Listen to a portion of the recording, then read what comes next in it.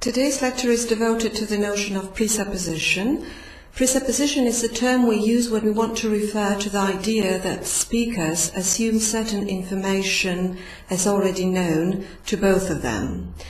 As this information is known, it does not have to be asserted, it does not have to be stated.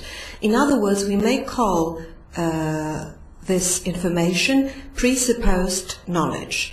Now, this kind of knowledge, the proposition asserted, as well as the hearer's knowledge of the world, constitute the basis upon which further inferences, such as implicatures, may be drawn. So if we are to analyze an utterance from the point of view of the information that is conveyed, we can distinguish two aspects of this information, the presupposition and entailment. Presupposition means shared assumptions, the existing knowledge common to speaker and hearer that need not be asserted. So it is communicated, but it is not overtly said. It is not stated. It is uncontroversial knowledge.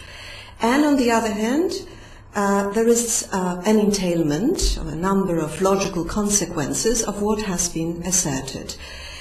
Mind you that speakers have presuppositions. So presuppositions are properties, we may say, of utterances, and that's why they fall within the domain of pragmatics, whereas sentences have entailments, so they are analyzed within semantics. If you look at the sentence below, Mary's brother bought 3 horses, we can now analyze it in terms of possible presuppositions and entailments. So the utterance, Mary's brother bought 3 horses. In this utterance, we can distinguish the presupposition that there is such a person as Mary, so this is what the speaker believes. There is such a person as Mary's brother, so Mary has a brother.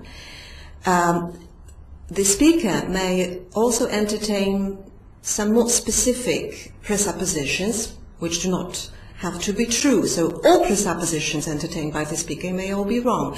So for instance, the speaker may hold the presupposition that Mary's brother is reasonably rich, or that this is the only brother that Mary has. On the other hand, there are entailments that can be identified here. So if we say that Mary's brother bought 3 horses, the entailment of that utterance, of that sentence, will be that Mary's brother bought 3 animals, that Mary's brother bought 2 horses, that Mary's brother bought 1 horse, and a number of others. So, as you see, all these entailments are logical consequences. So, if this inference is of logical nature, then it falls within the scope of semantics. If it is connected to the speaker's belief, then it is studied within the domain of pragmatics. In formal terms, presupposition may be treated as a relationship between 2 propositions. So there is a proposition, Mary's cat is cute, and this proposition presupposes that Mary has a cat. Mind you that if we say the opposite, that is, if we negate the sentence, the presupposition survives. So we may say Mary's cat is not cute, but still the proposition presupposes that Mary has a cat. So this is a very important property of presuppositions, which is called constancy under negation. So negation does not affect presupposition. And below you can see a number of sentences, and we can now check the claim that presupposition always survives. So we may say she's made a mistake again, or she hasn't made a mistake again. Again gives rise to the presupposition that she must have made a mistake before, whether the original sentence is negated or not. He's happy about her sudden disappearance, or he's not happy about her sudden disappearance. Whether he's happy or not, she for sure disappeared.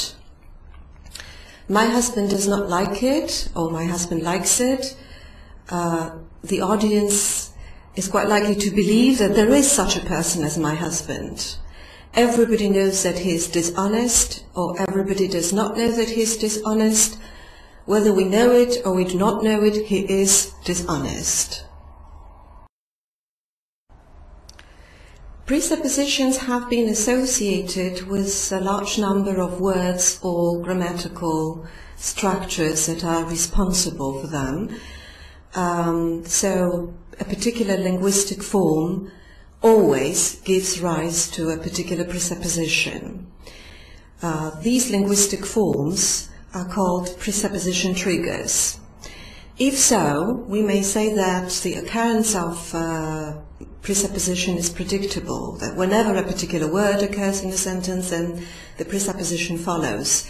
So, for that reason, presuppositions can be described or can be viewed as a semantic phenomenon, as a conventional way of understanding, which is in context independent. So whatever the context, presupposition should arise. And below there is a list of these grammatical structures and these words that are presupposition triggers. So number one, definite descriptions. Definite descriptions give rise to so-called existential presuppositions, and it simply means that if we use the term, we believe that the thing denoted or the person denoted does exist. So, my husband, there is such a person. Your dog, there is such a creature. The king of Sweden, again, the referent may be found. The girl next door, you believe that, again, there is a girl living next door. Now, the second category, iteratives. So if you look at the examples, can I ask you another question? And this gives a presupposition that I have already asked you one question before. She's failed again. Okay, so she must have failed before. Her second husband presupposes that she was previously married.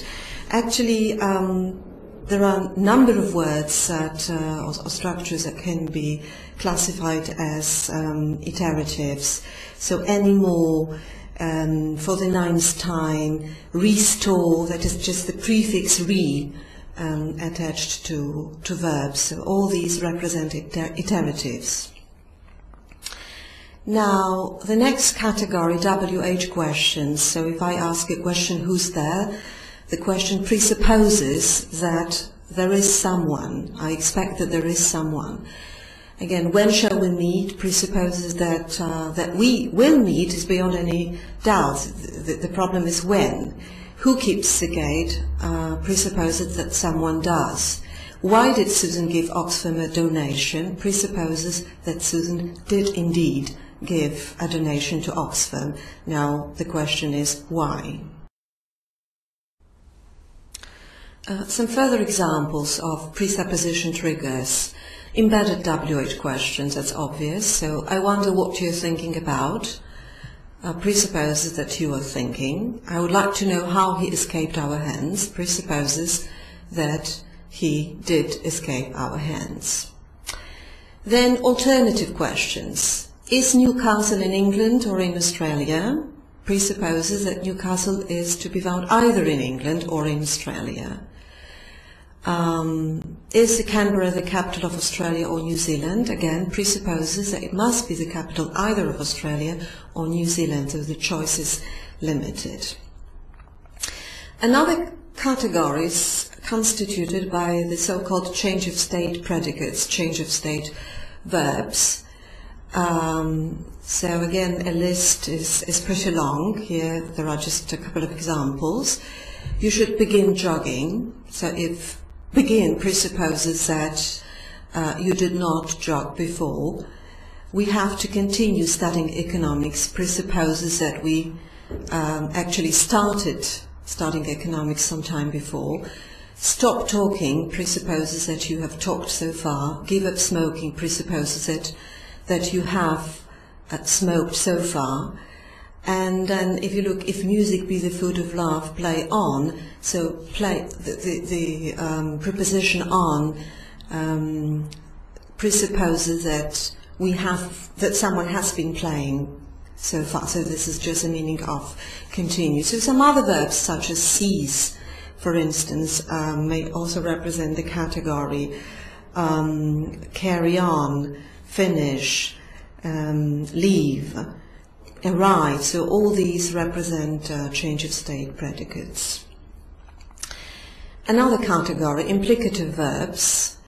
So he forgot to put it down, or he did not remember to put it down. The presupposition is that he should have remembered and that he shouldn't have forgotten. She managed to pass the exam presupposes that, first of all, she tried and that it was a difficult thing to do. Now, it just happened, the use of the word happened presupposes that it was a purely incidental thing. And then verbs of judging, and here just two items, criticize and accuse. So if I criticized Bill for mumbling or didn't criticize Bill for mumbling, what is presupposed is simply that Bill mumbled. And if I accused Bill of mumbling, what is presupposed is that mumbling is a thing to be accused of, so it is to be condemned. So far we've discussed the presupposition triggers that are, let's say, of lexical character, and now perhaps more elaborate grammatical structures. What they share is subordination. So we'll start from temporal clauses. Nero fiddled when Rome burned. The subordinate clause is the presupposition trigger. So what we take for granted is that Rome burned. When I started this book, I thought I'd never finish it. What is presupposed is that I did indeed start this book. She double-checked it before she decided to join it. So again, what is presupposed is that she decided to join it. Could you please notice that very frequently what triggers the presupposition, or more than just one presupposition, is the combination of a change of state, verb, and a temporal clause. The use of the change of state verb in the temporal clause. So, for example, she stopped smoking after she had visited a doctor. Both stop and the temporal clause, that is subordination, give rise to the presuppositions. The next category, which is probably more difficult to catch, let's put it like that, non-restrictive relative clauses. So the Greeks, who were clever, invented geometry. The Arabs, who were cleverer still, invented algebra. So what is presupposed is that the Greeks were clever and that the Arabs were cleverer. You can check the constancy under negation condition here, and you will see that the relative clause is not affected by negation, so it somehow supports the claim that it is a presupposition trigger. So if we say the Greeks who were clever did not invent geometry, the presupposition that they still were clever arises, and the same holds good for the next one, that is the Arabs who were cleverer still did not invent algebra, so still the Arabs are cleverer than Greeks. Now you can compare non-restrictive relative clauses to defining relative clauses and see that defining relative clauses do not give rise to presuppositions, and they are affected by the negation. So the Greeks who were clever invented geometry. The Greeks who were clever did not invent geometry. So here, as you can see, the defining relative clause is affected by by negation. So it is within the scope of negation, and the presupposition simply does not arise. And the next one, the Greeks who were dim were visiting the oracle. The Greeks who were not dim, the Greeks who were dim were not visiting the oracle. So again, the same problem, that the defining relative clause falls within the scope of negation. The next category, cleft sentences. So it was the Scots who invented whiskey. What is presupposed here is that whiskey was invented. Here we may also mention less typical cleft sentences, that is, cleft sentences marked prosodically. So the sentence follows a regular order, but phonetically it can be somehow converted into a cleft. So it is implicit cleft, an implicit cleft with stress constituents. So we may say linguistics was not invented by Chomsky, and then the presupposition that it was invented anyway, but someone else, does arise. Some further examples of presupposition triggers related to subordination. Counterfactual conditionals. If you had helped me when I needed you, I would have helped you when you needed me. So obviously you did not help me. So that's what is presupposed. Comparison. Barbara is a better linguist than Jane presupposes that Jane is a linguist too. Tom is as dumb as George presupposes that George is dumb too. Then contrastive stress. John called Mary a Republican and then she insulted him. John called Mary a Republican and then she praised him. I would like to draw your attention to a pragmatic aspect here, because mind you that the presupposition arises here, and in the case of the first sentence, the presupposition is that being called a Republican is in fact an insult, whereas in the second it is a praise. So that this presupposition arises is a matter of the speaker's choice, of the speaker's decision at the phonetic level. So the speaker uses a particular intonational contour to convey this meaning, and this meaning is independent of the lexical meaning. Here, as you can see, this example is more pragmatically oriented than the previous examples we've discussed. And then factive predicates, a very numerous category. So it's tragic, it's odd, I'm glad, it's exciting, it's significant, it's amazing. So mind you that what follows is presupposed. So it's amazing that Mary wanted to talk to Peter. And what is presupposed is that Mary did want to talk to Peter indeed. Now, the same is true about regret, for example, or I'm happy, or I'm aware, or I realize, or I know that. What follows is presupposed. So I regret that he made this mistake, and what is presupposed is again that he made this mistake. And obviously we can negate the sentence and the same presupposition arises. So now we can just have a look at these sentences and determine how many presuppositions are conveyed here. So John, who is a friend of mine, regrets that he stopped doing linguistics before he left Cambridge. So John, existential presupposition.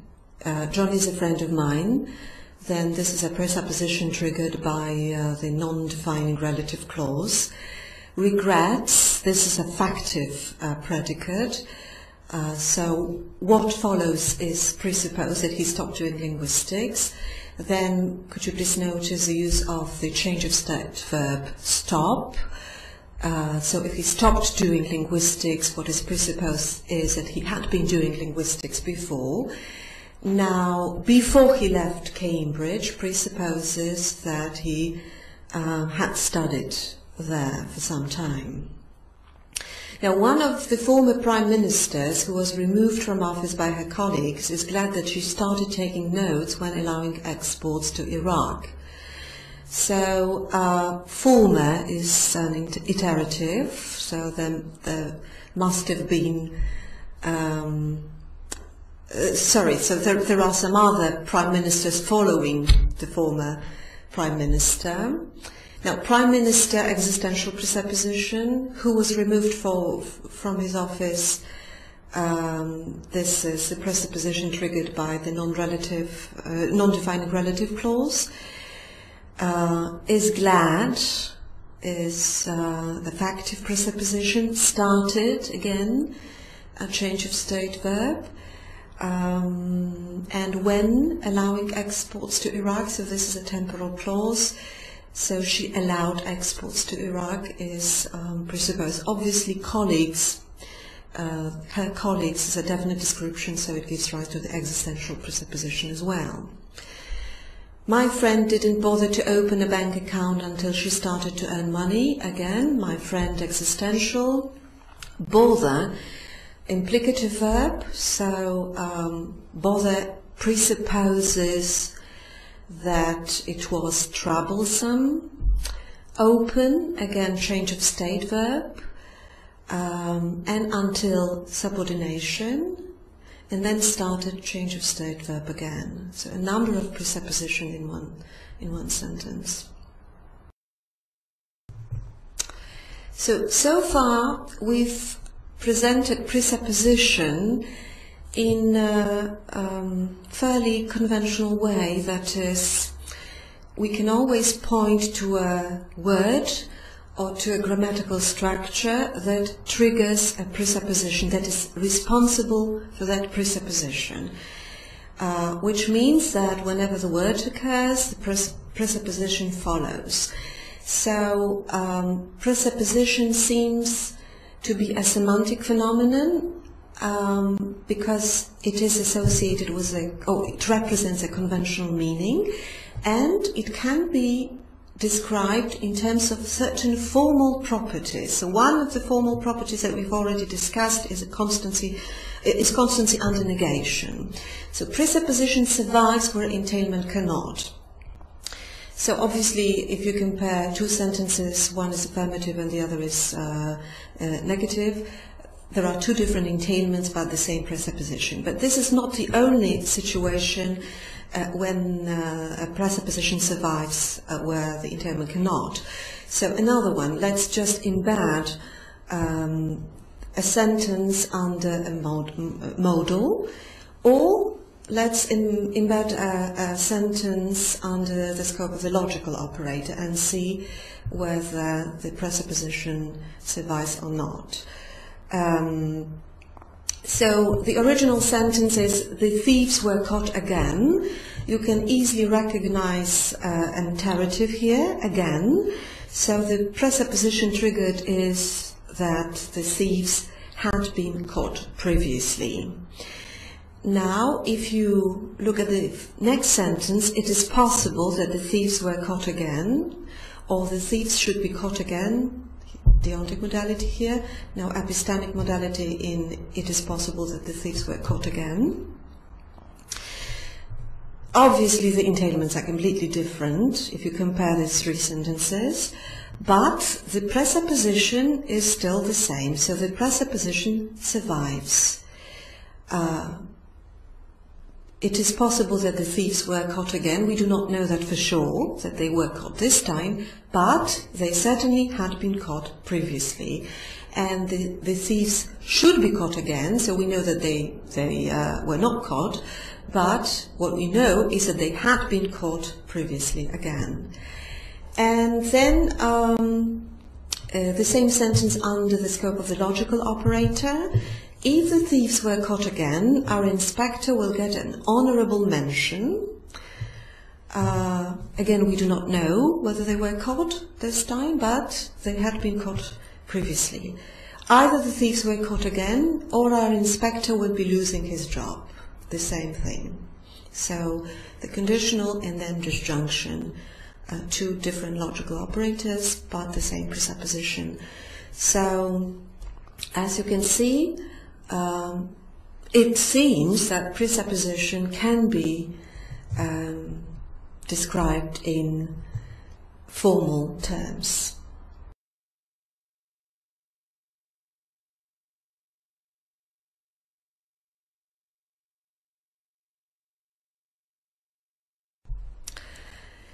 It appears, however, that the semantic approach is not sufficient, because in a number of cases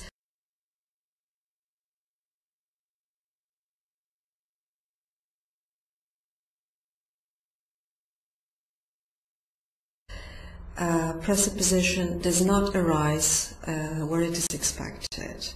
So we cannot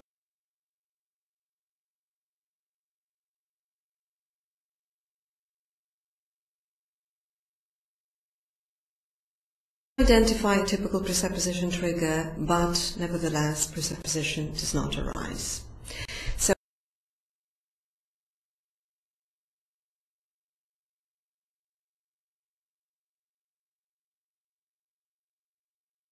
it seems that for a presupposition to occur, it is not enough to know a rule of the language that associates the presupposition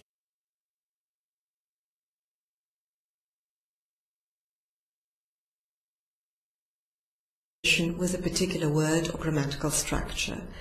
Presuppositions are often sensitive to background contextual assumptions. So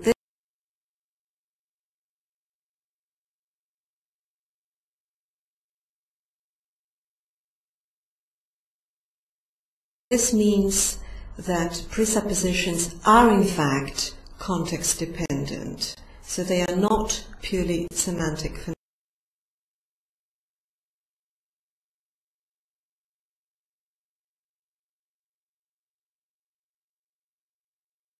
phenomena. And now perhaps we can analyze a couple of sentences to notice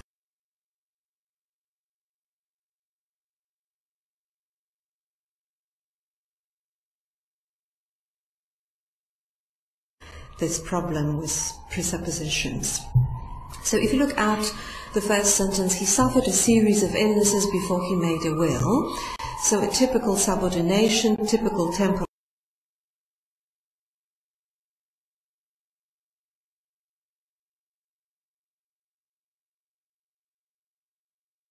clause, and before he made a will, it triggers a presupposition that he in fact did make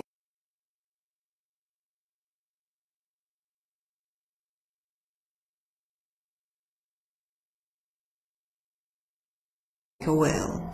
But then he died before he made a will, so here obviously he did not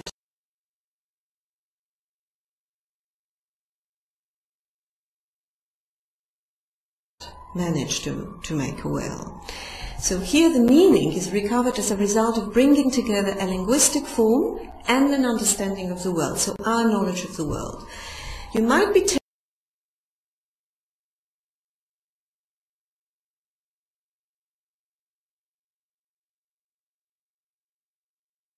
tempted to think that this is because the verb die is used, and this verb die, so to say, preempts the presupposition.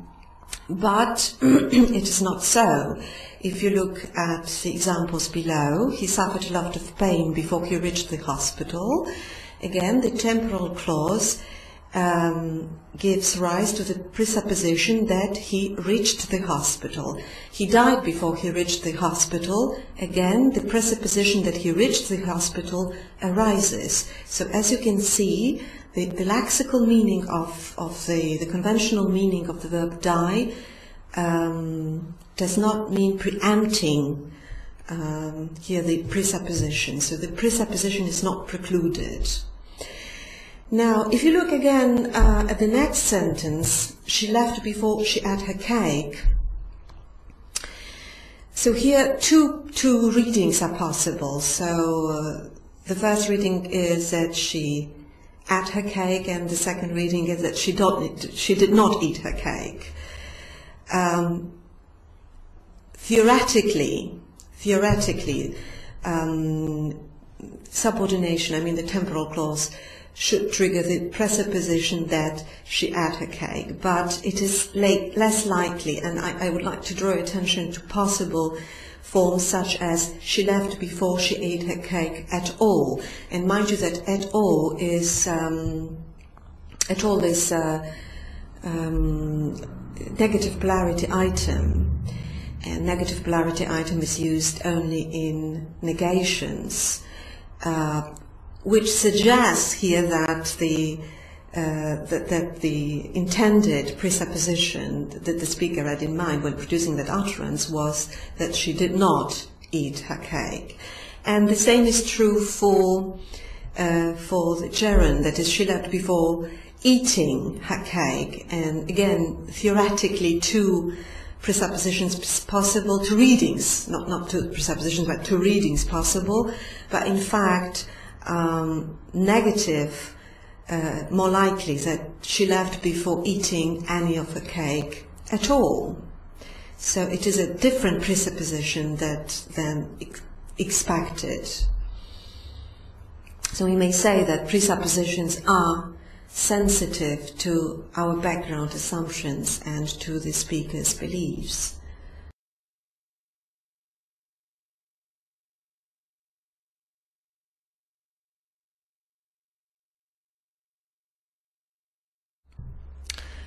Here are some further examples on the basis of which I would like to convince you that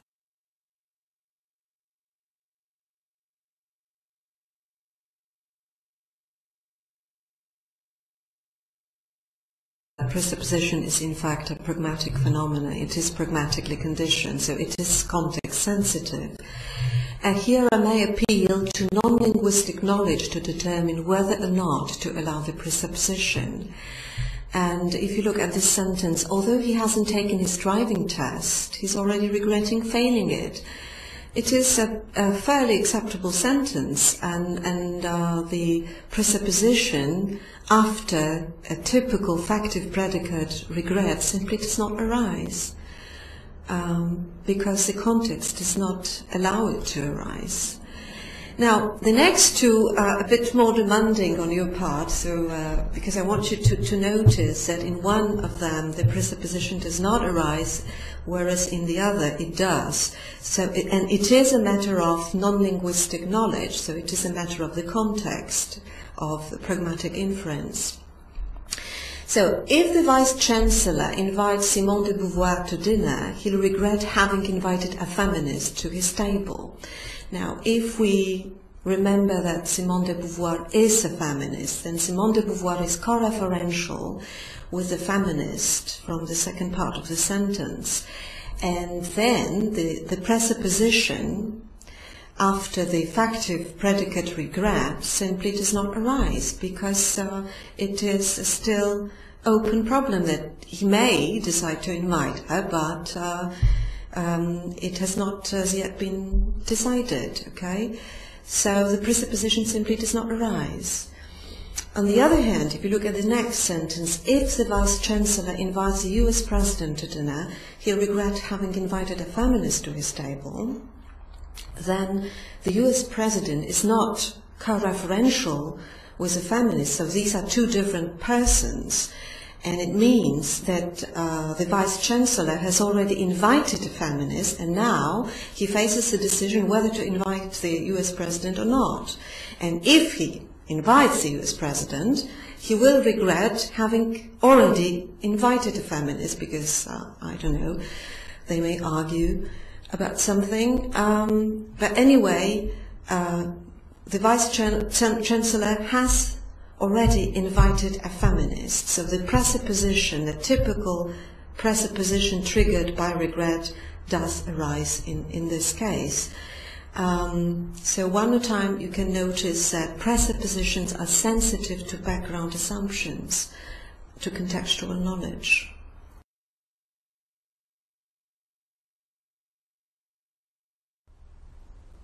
Here we'll start with two more examples of pragmatically conditioned presupposition. I would like to draw your attention to the expression "the bourgeois society" that was used in all the countries under, socialist countries under the communist regime.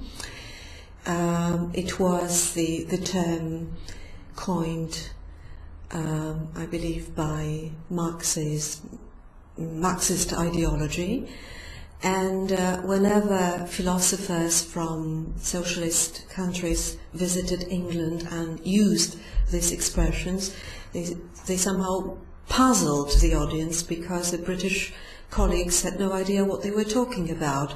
So as you can see, there is a definite description here, and it should give rise to the existential presupposition, but for the audience, for the Western audience, this expression had no referent, so was not identified at all, and it simply did not give rise to the existential presupposition, because it was a matter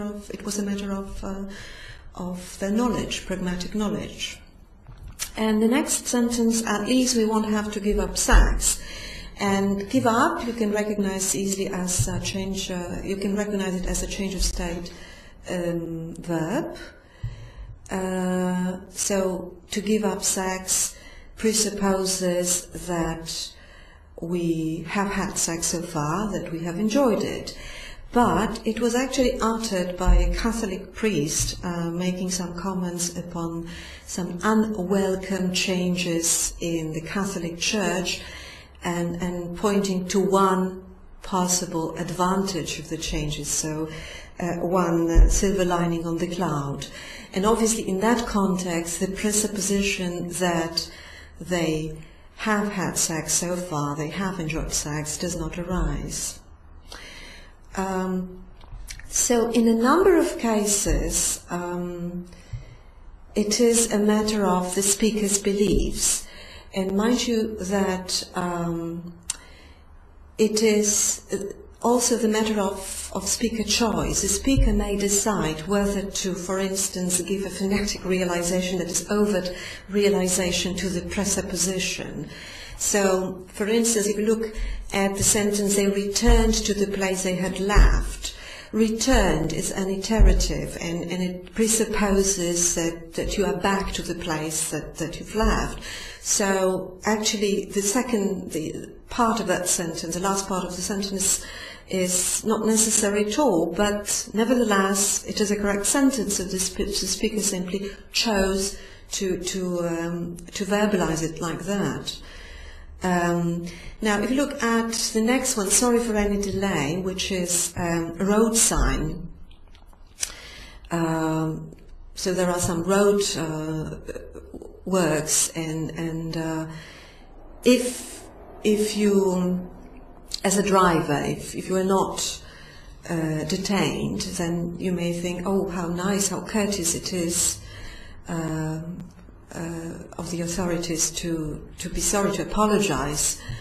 But if you actually, if you were held up for some time, then you may be infuriated by that sign, so for any delay, because any does not in fact presuppose that there was a huge delay.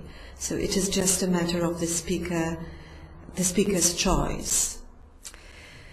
If you look at the last sentence, in case I have to say something to somebody, now we can discuss idiosyncratic preferences here for some forms. So it seems that perhaps American speakers privilege some over any in the situations in which the British would use any. And to the British ear, something and somebody presuppose a specific thing and a specific person. So in case I have to say something to somebody, may presuppose that a specific person should be told off for something that he or she has done. whereas the speaker may have used it with no such presupposition in mind. So perhaps the speaker simply used it in case I have to say anything to anybody. In that sense, that is, the British would use probably anything to anybody, and an American speaker used something to somebody, but with no intention for the presupposition to arise. So again, this illustrates that there is a great deal of speaker's choice in deciding what is presupposed.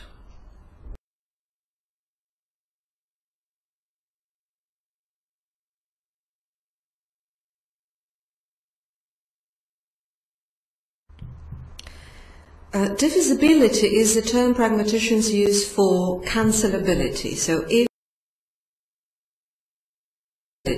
if a proposition can be cancelled, we say that it is divisible.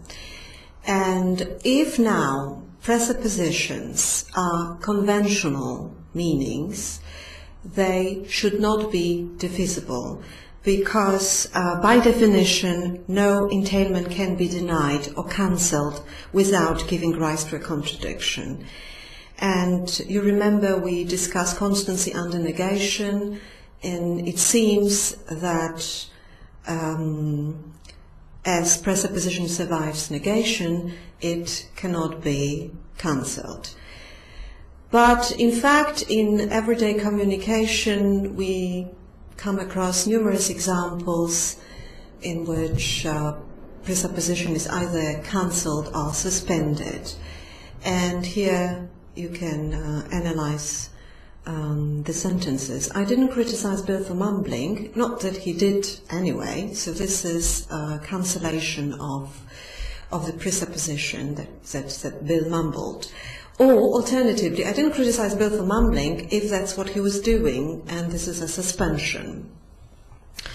I didn't accuse Bill of mumbling, not that mumbling is such a bad thing, so this is again cancellation of the presupposition, and I didn't excuse Bill of mumbling if mumbling is to be condemned at all, so this is a suspension. Now, John didn't manage to pass his exam. In fact, he didn't even try. So as you can see, again, the presupposition that he tried to pass his exam is cancelled. John didn't cheat again, if indeed he ever did. And this presupposition is suspended, this presupposition that he had cheated previously. So as you can see, presuppositions can be cancelled or suspended, so they are divisible, and in that respect they are different from entailments. So here are some further examples of sentences in which you can identify a presupposition trigger, and now we can try to either suspend them or cancel them. I wonder what you're thinking about. If you're thinking at all, if you're capable of thinking at all, if that's what you're doing. So these are all suspensions. Who's there, if there's anybody? So again, a suspension. It was the Scots who invented whiskey, if whiskey can be said to be invented. Her successor managed to win the election that followed, which was not a very difficult thing to do, if you bear in mind the opposition. So again, you cancel the presupposition that winning the election was difficult. I began jogging after a visit to the doctor. To be honest, I jogged before a little. So again, cancellation of the presupposition. I hope to have demonstrated that it is not always so that a particular presupposition trigger gives rise to the presupposition, so that sometimes it does and sometimes it doesn't. Thus, perhaps we can classify various forms as either holes, plugs, or filters. So holes allow presuppositions in most contexts. So here there is an example of the temporal clause, where you married at the time you appeared in the magistrate's court. At the time you appeared in the magistrate's court triggers the presupposition that you appeared in the magistrate's court. Plugs do not trigger presuppositions at all. I believe my neighbor is deaf. So we do not know for sure that my neighbor is deaf, because I'm not fully committed to the truth of that, and there is no presupposition. So you cannot take it for granted that my neighbor is deaf. Filters, perhaps the most interesting category, sometimes allow the presupposition and sometimes do not allow it. So, did you tell your lawyer you came here to get married? So tell is a filter, and I want you now perhaps to concentrate a bit and to think of two possible readings of this sentence. So one gives you the presupposition, the other does not give you the presupposition. So let's imagine that you came here to get married. That was your purpose. Okay, that was why you came here. You came here to get married. And now the question is whether you told your lawyer about it or not. And then the presupposition does arise. Okay? But it doesn't have to be so. We may be just curious to know if you ever mention any such thing to your lawyer, and then the presupposition does not arise at all, does not have to arise. And the same holds good for the next example. Do you remember your lawyer telling the magistrate that you had married a Hong Kong resident? So do you remember the fact? Do you remember the very day when your lawyer told you? Do you remember the very moment when your lawyer told you, the magistrate,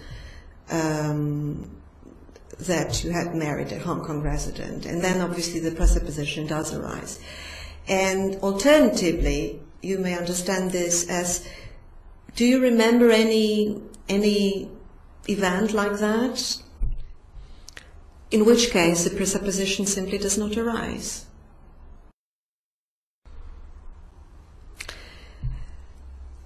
So I hope that you will be inclined to agree that presupposition is in fact a pragmatic, genuinely pragmatic phenomenon, because in a number of cases an expected presupposition does not arise, as it would be inconsistent with the interlocutor's beliefs, the encyclopedic knowledge, or the discourse context.